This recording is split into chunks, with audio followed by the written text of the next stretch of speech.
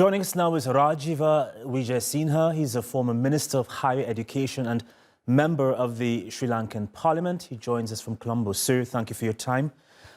So there's a plethora of, as you say, fuel shortages, as we mentioned, hospitals struggling with a lack of medicines. The Treasury can't raise the money to pay government workers, even cuts in the security forces. Do you support what authorities have done so far to address this, like a sharp income tax hike, as well as cuts to ministry spending? Well, there haven't been sufficient cuts to ministry spending. I think the income tax increase is a good idea because the last president cut it sharply. But the reason people protest the tax so much, and I sympathize with them, is that there is no transparency about the way money is spent. And it is absolutely clear that this government wants to continue to have its cake and stop other people eating any. I mean, this massive amount which the president spent this year, simply because, it was his last chance to be president. He crawled up there with the support of his old enemies, the Rajapaksas, and having got to the presidency, he wanted to show off. But, the whole country thinks he's a pompous ass. And one very simple thing, it's not only the protesters whom we see so many of, but there were no flags on cars every year for the last 10 years or so. People have celebrated independence by flying the national flag. And the absolute absence of that suggests that the country is deeply, deeply, deeply ashamed, not of the country, but of what the politicians have done with the country in the last 75 years. And I'm afraid the current president is seen absolutely as the worst of the lot, not elected to anything, lost every election he stood for, catapulted in because he's the only person who will stop the investigation of the faults of the last government. And what is absolutely funny is this man who really let down our armed forces when we overcame terrorism 13 years ago is now playing ball with the people who were the inveterate enemies of the West. And he thinks that the affection some countries in the West had for him will carry him through. But it really is a disgraceful situation. And my countrymen have shown very clearly what they think of this absolute farce. Well, Wijesinha seems confident. I'm sorry to cut you in there, but Wijesinha seems confident that a deal with the IMF will come through. Will that help alleviate things and reduce the tensions currently in the country, you think? For the last 6 months. He's been, they keep saying every month that, next month the IMF will give us the loan. But the really tragic thing is that the problem this country faces is endless borrowing, and you don't solve a problem of bankruptcy by borrowing more, so that your bankruptcy next year will be even worse. There has not been one step taken to recover the money that was plundered from the country over the last 10 years, and not one step taken to cut down on expenditure, to cut down on unnecessary jobs. I mean, this president, like the last one, has several senior advisors who do absolutely nothing. And we don't see any benefit at all. Not a single new idea has emerged since the crisis hit us. The only idea that has emerged is the old one of whom can we borrow more money from.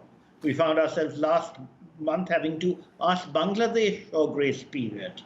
Well, listen, the president says everyone, including politicians like yourself and citizens alike, are to blame for the country's woes, saying divisions in race and religion fuel multiple crises. What's your response to that?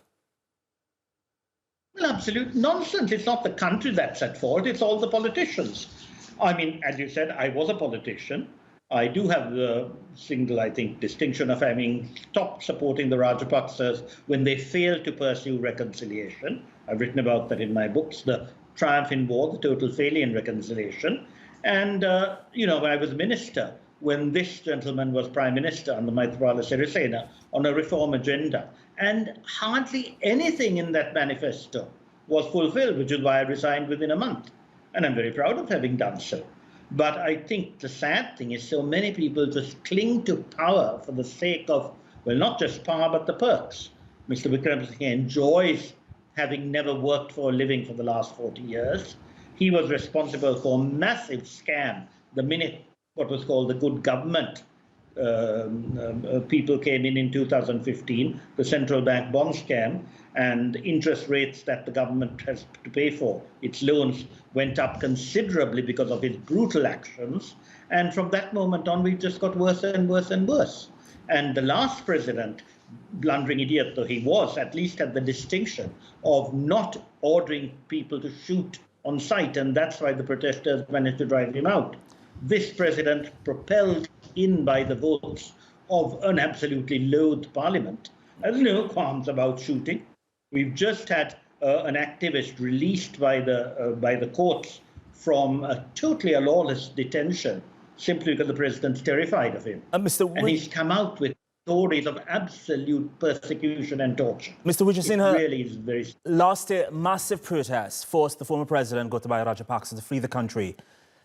Do you suspect the same fate for President Wijesinha? You have 20 seconds. Well, I think the protests will start gathering.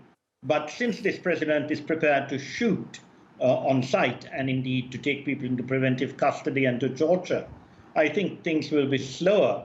But I really don't see, I think that's why he celebrated this on such a grand scale, because he knows there's absolutely no chance of him being around next year. There's a desperate attempt now to postpone the local elections.